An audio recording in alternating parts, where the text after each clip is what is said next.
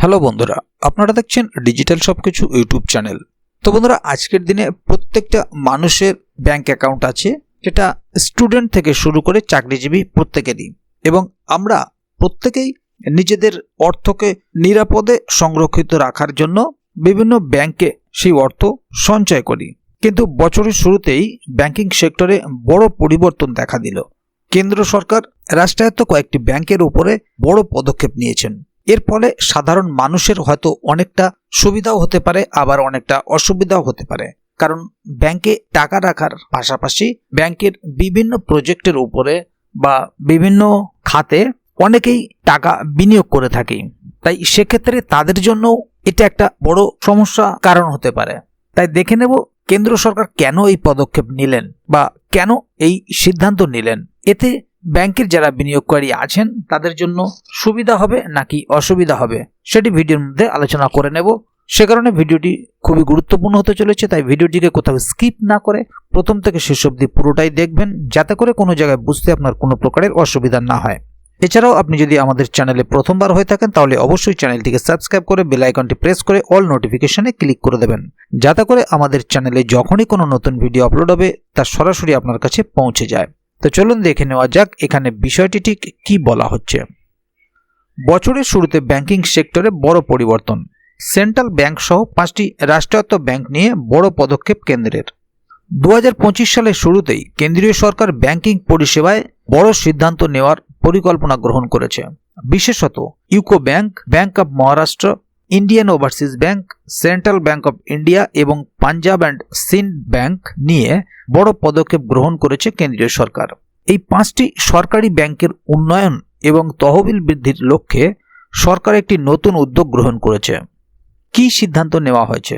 সূত্রের খবর অনুযায়ী সরকার এই 5টি বৃহত্তম রাষ্ট্রায়ত্ত ব্যাংকের জন্য কিউআইপি অর্থাৎ কোয়ালিফাইড ইনস্টিটিউশনাল প্লেসমেন্ট অনুমোদন করেছে। প্রতিটি ব্যাংকের প্রায় 2000 কোটি টাকা পর্যন্ত কিউআইপি সংগ্রহ করা হবে। এই প্রক্রিয়াটি চলতি ত্রৈমাসিকের মধ্যেই শুরু হতে পারে বলে অনুমান করা যাচ্ছে। তো বন্ধুরা, এবার দেখে নেব কিউআইপি কি এবং এর গুরুত্ব। কিউআইপি অর্থাৎ কোয়ালিফাইড ইনস্টিটিউশনাল প্লেসমেন্ট হলো একটি পদ্ধতি যার মাধ্যমে কোম্পানি বা সংশ্লিষ্ট ব্যাংক দেশীয় বাজার থেকে তহবিল সংগ্রহ করে। এটি একটি সহজ এবং ব্যয়বহুল পদ্ধতি যা সংস্থাগুলিকে শেয়ার ইস্যুর মাধ্যমে অর্থ সংগ্রহ করতে সাহায্য করে।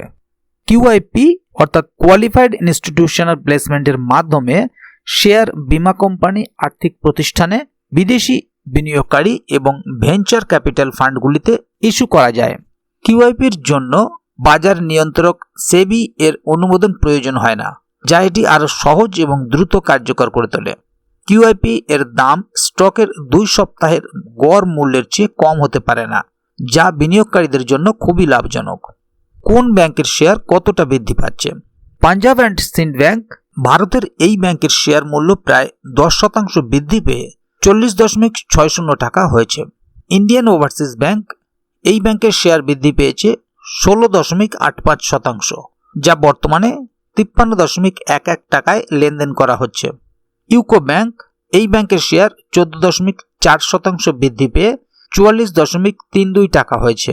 সেন্ট্রাল ব্যাংক অব ইন্ডিয়া, এই ব্যাংকে 19.97% শেয়ার বৃদ্ধি হয়ে 55.76 টাকায় লেনদেন করা হচ্ছে। ব্যাংক অব মহারাষ্ট্র, এই ব্যাংকের শেয়ারের মূল্য বৃদ্ধি পেয়েছে 15% এবং বর্তমানে দাঁড়িয়েছে 53.67 টাকা। তো বন্ধুরা, এবার দেখে নেব কেন এই সিদ্ধান্ত। এই 5টি ব্যাংকের উন্নয়নের জন্য এবং আরও বেশি পরিমাণে অর্থ সংগ্রহ করার জন্য কেন্দ্র সরকারের তরফ থেকেই উদ্যোগ নেওয়া হয়েছে। বিশেষত নতুন বিনিয়োগের মাধ্যমে এই ব্যাংকগুলির আর্থিক অবস্থান এবার আরও শক্তিশালী হয়ে উঠবে। বিনিয়োগকারীদের জন্য সুবিধা। কেন্দ্র সরকারের এই উদ্যোগের ফলে বিনিয়োগকারীরা ভালো শেয়ারের মূল্য পাবেন। সরকারের এই পদক্ষেপ ব্যাংকগুলোর বিশ্বাসযোগ্যতা আরও বাড়বে এবং আর্থিক ব্যবস্থাকে স্থিতিশীল করবে। কেন্দ্রীয় সরকারের এই পদক্ষেপ ব্যাংকিং খাতে ব্যাপক পরিবর্তন ঘটাবে। বিনিয়োগকারী এবং গ্রাহক উভয়ের জন্য এটি একটি ইতিবাচক পদক্ষেপ। বছরের শুরুতেই এই ধরনের সিদ্ধান্ত দেশের অর্থনৈতিক পরিকাঠামোকে আরও শক্তিশালী করবে। তাহলে বন্ধুরা, বুঝতেই পারলেন এখানে বিষয়টি ঠিক কি বলা হলো। যারা এই সমস্ত ব্যাংকের গ্রাহক, তারা ব্যাংকের এই ধরনের খাতে অনেকে বিনিয়োগ করেছেন বা অনেকে আগামী দিনে করবেন। তাই বিনিয়োগকারীদের জন্য এটি একটি সুবিধাজনক পন্থা বলে আশা করা যায়।